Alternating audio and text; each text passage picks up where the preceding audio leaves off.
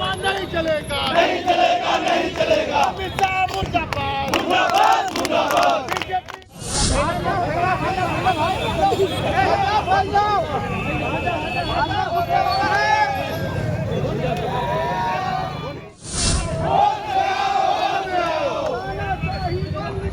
बंद करो, बंद करो,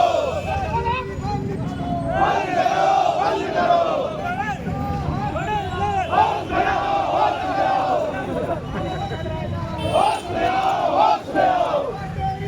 नमस्कार, जय जोहार, जय छत्तीसगढ़। मैं अभिषेक वर्मा, आप देख रहे हैं गुरुजी टीवी। और आज कवर्धा में जो है कांग्रेस आज एक दिवसीय धरना प्रदर्शन किए हैं और गृह मंत्री जो हैं अमित शाह जी का आज पुतला दहन भी किए हैं। और किन कारणों से आज पुतला दहन किए हैं, हमारे साथ तमाम यहाँ कांग्रेस के कार्यकर्ता मौजूद हैं। हम उनसे चर्चा करते हैं कि क्या कुछ कारण से आज पुतला दहन किए हैं। बताइए, क्यों आज धरना प्रदर्शन था, क्या मामले को लेकर आज? देखो, कल जिस प्रकार से राज्यसभा सांसद में जो केंद्रीय गृह मंत्री ने जो गृह मंत्री के पद पर विराजमान है और संविधान की रक्षा करने के लिए वो है, और संविधान का जो रक्षा करने वाला जो बाबा भीमराव अम्बेडकर है उनके बारे में गलत टिप्पणी ढंग से भाषणबाजी किया गया है, जिसमें हम लोग आज प्रदेश कांग्रेस कमेटी के निर्देशानुसार आज जिला कांग्रेस कमेटी के नेतृत्व में एक दिवसीय केंद्रीय गृह मंत्री अमित शाह का पुतला दहन किया गया है। अच्छा, क्या मांग कर रहे हैं अब आगे? देखो, हम लोग मांगे कर रहे हैं, कहीं न कहीं संविधान में बनाए हैं, संविधान पद में है वो, और संविधान का रक्षा नहीं कर पा रहा है तो वो देश का क्या रक्षा कर पाएगा। तो हम लोग जिला कांग्रेस कमेटी की ये मांग करते हैं, कहीं न कहीं केंद्रीय जो गृह मंत्री है असफल है और उसको तत्काल इस्तीफा देना चाहिए। हम उनके इस्तीफा का मांग करते हैं। क्या कुछ कहना चाहेंगे? आज गृह मंत्री का पुतला दहन किया कांग्रेस। देखिए, जो भारत का संविधान का निर्माता, जिसको मजदूर, दलित, पिछड़ा और सभी वर्ग के लोग उनको संविधान निर्माता के नाम से जाना जाता है, वो डॉक्टर भीमराव जी अम्बेडकर, उनके द्वारा अमित शाह जी द्वारा जो उनके संबंध में अनर्गल बयानबाजी किए हैं वो बहुत ही निंदनीय बात है। और ये कांग्रेस पार्टी और पूरा भारत देश इस अमित शाह जी के निर्देश या उनके स्टेटमेंट को गलत साबित कर रहे हैं।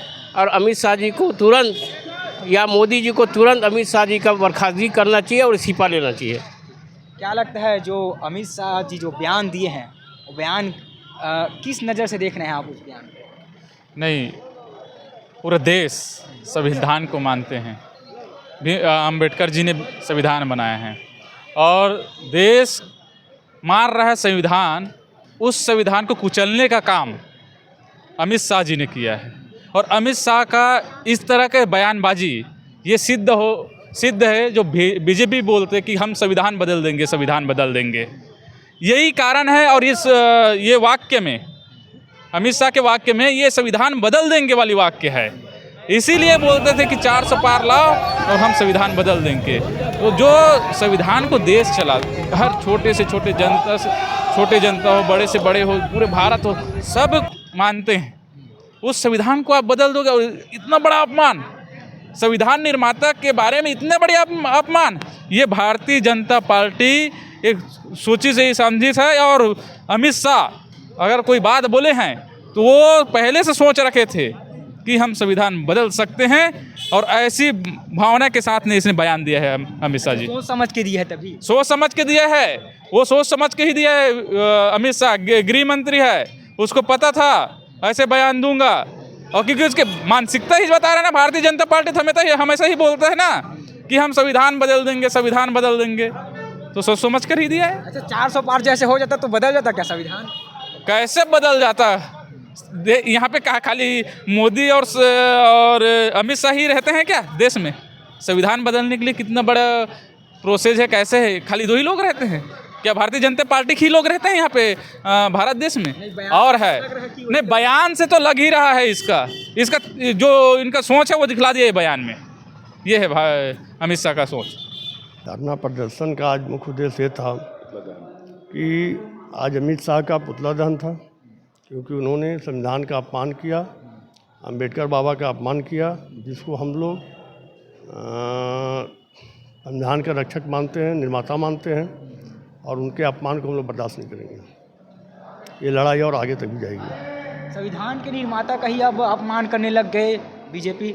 चूँकि देखिए भारतीय जनता पार्टी का जो एक सोच है वो किसी से छिपा हुआ नहीं है।